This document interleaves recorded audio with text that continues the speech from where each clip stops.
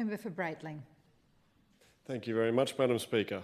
And today I rise to speak in support of the Criminal Code Amendment Bill to 2024. Right across the Northern Territory, innocent people have been affected by the lawlessness that has been allowed to occur over the last 8 years. The lowering of the age of criminal responsibility is one way in which we can achieve better outcomes for our community and for young people. Previously, the system has been letting everyone down. Young people who commit serious offences are simply being taken home to what is being described by police as responsible adults. This has been something that no one in the community accepts. If the responsible adults were being responsible for their young people, they would not be out in the community breaking into homes, stealing motor vehicles and creating victims who are left traumatised as a result of the sometimes violent threats to their lives and damage to their property. I implore those opposite, Madam Speaker, to sit in a youth justice court. They are closed courtrooms that you have to seek permission of you, the specifics of which cannot be spoken about outside. But you will see the chances young people are given, you will see how many times opportunities are given to turn young people's lives around, yet there have not been the programs in place to ensure this can occur. That is why our government's announcement around the 2 new boot camps are so important. We need a structured environment for young people to turn their lives around. We need to ensure there is a process that someone goes through when they break the law so that the status quo does not continue on. Simply taking a young person home after they've been involved in an armed or aggravated robbery or involved in a stolen motor vehicle is simply not acceptable, Madam Speaker.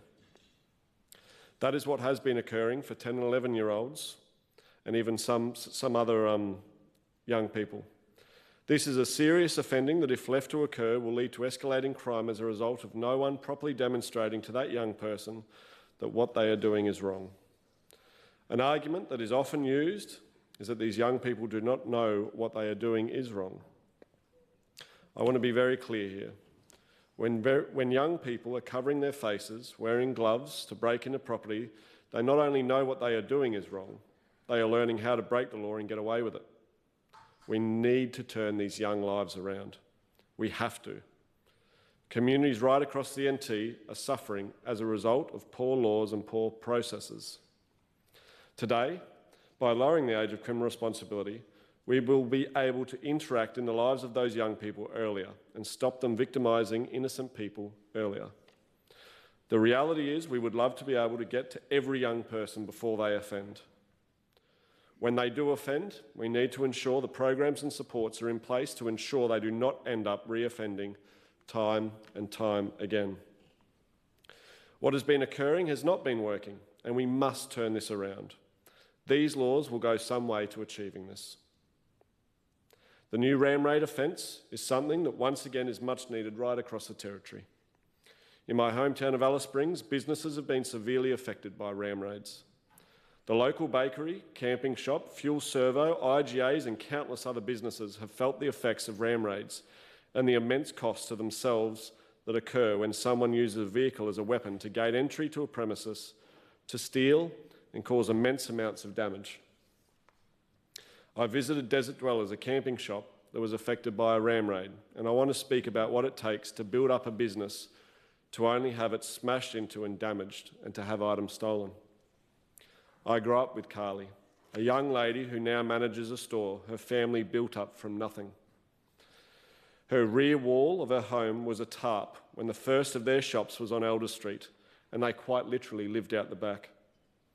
Over years of toiling away and making a better life for their family, they were finally able to move to a bigger premises and invest in their business, as well as investing in a family home.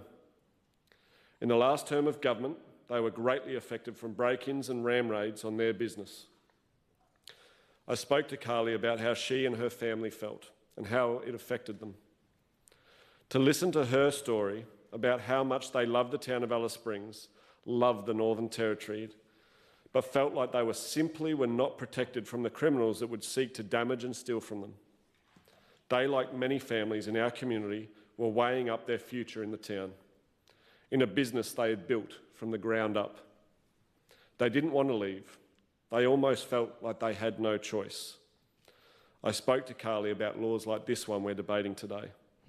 That if we were fortunate enough to be elected to government, that these were the kinds of laws we would enable to ensure there were deterrents in place to stop this kind of offending. These are the laws we took to the election, and the people of the Northern Territory have spoken loudly and clearly. They want to see change. They want to feel protected, and they want to ensure that when they have poured their life into growing a business, that those businesses are protected with laws that ensure anyone that would seek to smash into their premises, steal from them and cause thousands of dollars of damage, that the punishments fit the crime committed.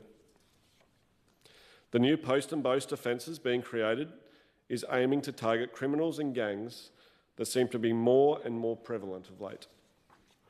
Criminals that would break the law and then seek notoriety through posting and boasting about their crimes is simply not good enough.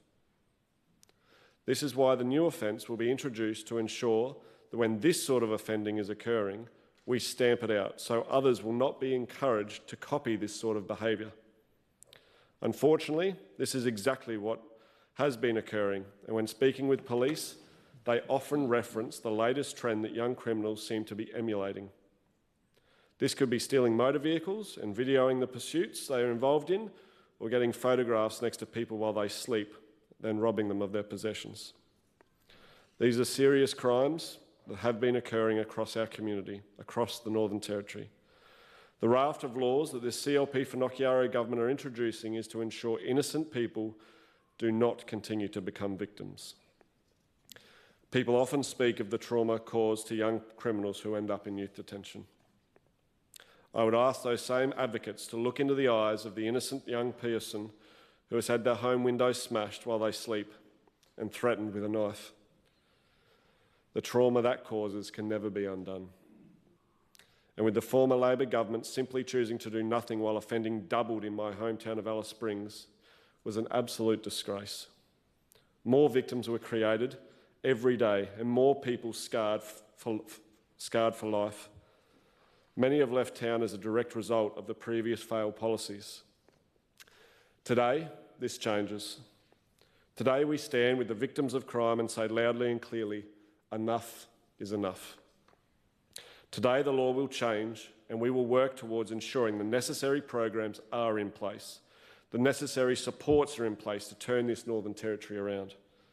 I'm invested in the Northern Territory with my family, and I want to ensure that as we move forward, as we move toward the future, there is hope for families and individuals alike, that everyone can sleep a little sounder knowing the laws have been strengthened to protect them and their families, and that they voted, and that what they voted for at the 2024 election is delivered. Thank you, Madam Speaker.